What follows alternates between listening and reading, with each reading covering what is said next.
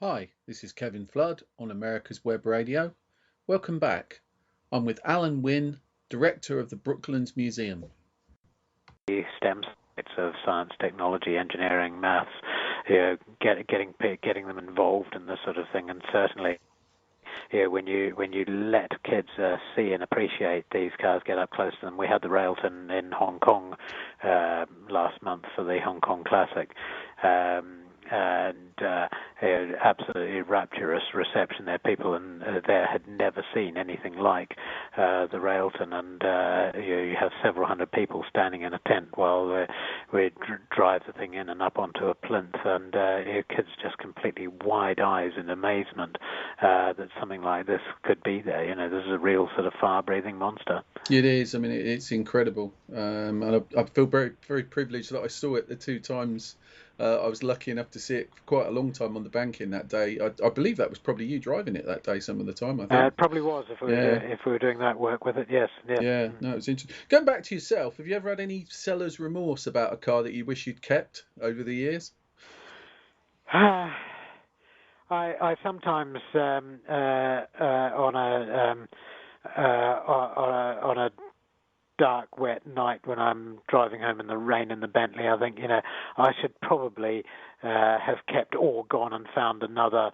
The first I ever owned was a immediate post-war 2.5 litre Riley, and I still look back at that thing. It was just student transport at the time, and it was just it just ticked so many boxes. It was mile-an-hour car.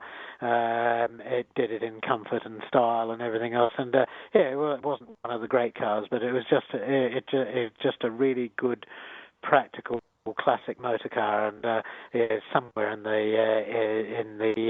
the future, when I've got a bit more time and a bit more space in the garage and so forth, I'll probably buy another one. Yeah.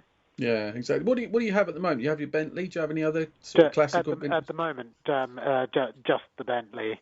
Now, at one stage, I was trying to run a stable of 3 pre-war cars, and it just I just didn't have the time to look after them.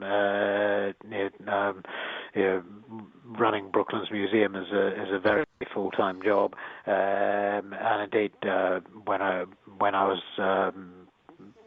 trying to keep multiple vehicles running, I was running Flight International magazine, and I just didn't have the time. I was heavily involved, being on the committee of the Vintage Sports Car Club, traveling a lot and all that sort of thing. And you really do need time to be able to just work on things, doing little bits and pieces.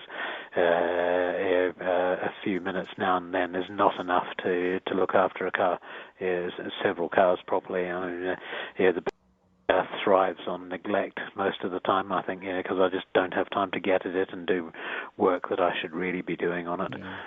Looking at as you said, that it's a really busy and full-time job running the museum, but also I guess in terms of researching your background a little bit, you are heavily into aviation and vehicles, so it must be somewhere near your ideal job, apart from obviously it's very busy. Yeah, I mean, it is difficult to imagine a better job. I think I've been very lucky over the years. I worked in the media for 30 years and got to run some amazing establishment magazines. And certainly the best two were Commercial Motor and Flight International. I ran Flight for 14 years. They were amazing things to do, traveling the world, seeing people trying things out. That was pretty great, but so there's something about working in a place like Brooklands where you've got, it's not an invented bit of history. Nobody sort of suddenly said, wouldn't it be nice if we had a museum somewhere and put one up? This is where things really happened. This is where 18,500 aeroplanes were assembled and flown.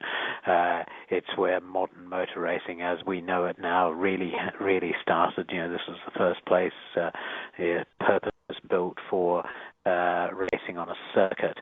The rules of motor racing, as established in 1907 by the Brooklands Automobile Racing Club, are the ones, to a large extent, the the fundamental rules of modern racing, and all those terms that were invented or first used in racing terms here, like having a clerk of the course, having stewards, having cars in the paddock, all those things started off here. Their first applications to motor racing having been borrowed from horse racing. So here you're surrounded by real history, and we're just so lucky that we've got a 32-acre site on which we've been able to assemble an amazing collection of aircraft, most of them with strong Brooklands history, most of them a lot of them were actually built here. And some amazing motor cars and bikes, motorbikes, and the buildings themselves that survived from either the motor racing or aviation years.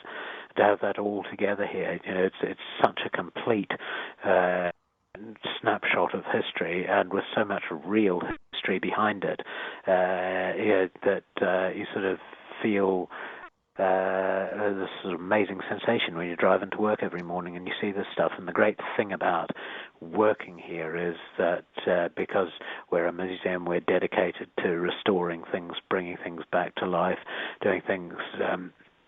Every week I look here and I see something that we've done better this week than we did last week. Something's in better condition, we've opened something, we've done something new, and that's an immensely satisfying feeling, especially when it's in a subject area or subject areas that you love. Yeah, could you give the listeners just a few highlights?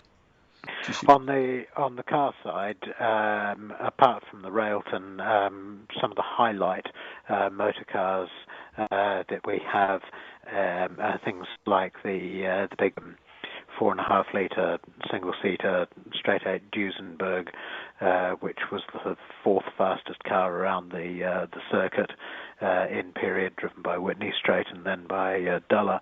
That's a pretty amazing car, which is coming towards the end of a very protracted rebuild.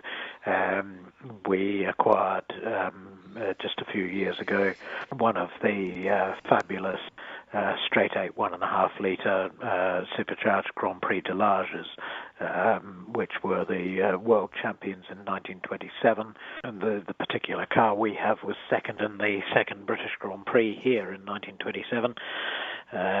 We have on long-term loan, it's been here from the beginning of the museum, the wonderful 1912 Dietrich Grand Prix car, a 15-litre four-cylinder chain-drive monster. We've finally managed to get back into full running order, and was seen out on the scene in full running order for the first time in many years this summer. Motorcycles, quite a lot of the wheeled stuff we have is on long-term or permanent loan. In the motorbikes, for instance, we have the Works Scrapper Bruff Superior, which is a sister bike to the one on which Noel Pope set the all-time motorcycle lap record here. When we get onto aeroplane, we throw the two greatest aeronautical exhibits we have, or three probably, the Vickers Welling bomber, which was ditched in Loch Ness in 1940 and brought back up in 1985 and restored here. Probably the most heroic volunteer-led restoration we've ever done. And obviously a Brooklands-built aeroplane, Brooklands designed. We have a Hawker Hurricane, also Brooklands-built. The first Hurricane flew here in 1935, and we have one with a wonderful wartime history, finally shot down. That's just coming back together. I've just been dealing with an undercarriage problem on that today. We've got an engine rebuilt and ready to run in it. It's just going to be a taxiable exhibit rather than a full-flying one, but very exciting to have that coming back together. And of course, the modern highlight of our collection is a Concorde, because a third of every Concorde was built at Brooklands. Everything forward of the wing and everything behind the wing was built here. The electrical looms for the whole aeroplane were assembled here. The British end of the Concorde program was run from here. and we're very lucky to have first of the 8 British production Concords on show, having been rescued in a heroic dismantling and rebuild. And we also have the world's only functioning Concorde simulator here, the one on which all the BA pilots did initial and continuity training throughout the service history, all the 27 years that Concorde was in service. All of the BA pilots worked on this simulator, and we now have a dozen Concorde pilots acting as instructors on it, and that's pretty exciting stuff. We have some more elderly aircraft, quite a few of them replica airframes. But for instance, we have a Sopwith Camel on which we have a fully running Clerget 130 horsepower rotary engine, which runs frequently in demonstrations here.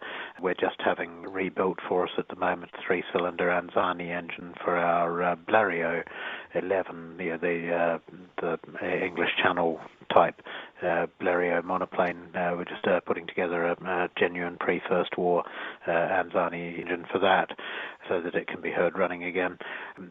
So we have a lot of stuff on the pure aeroplane side, and then of course in the infrastructure that goes with aeroplanes, we have one of our highlights is the amazing high altitude research chamber, which was built for Barnes Wallis in his later capacity as head of R&D for Vickers from 1946 onwards. He at the time when the Americans were breaking the sound barrier for the first time with the Bell X-1, Wallis was already on to how could we get to Australia in 5 hours by flying high and fast, and managed to get Vickers to build him this extraordinary vacuum chamber in which he could investigate flight at altitudes of up to 70, and we have that there here as a fantastic exhibit.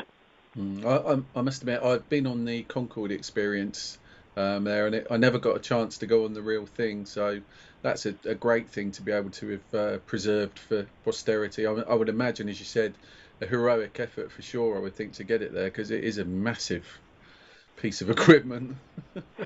Yeah, well, our Concorde, we didn't have a runway long enough to land one on when they were retired, and the one that we have had actually been used as a spares source to keep the rest of the BA fleet flying. We're going to take a break, and we'll be back on the Classic Car Show right after these messages.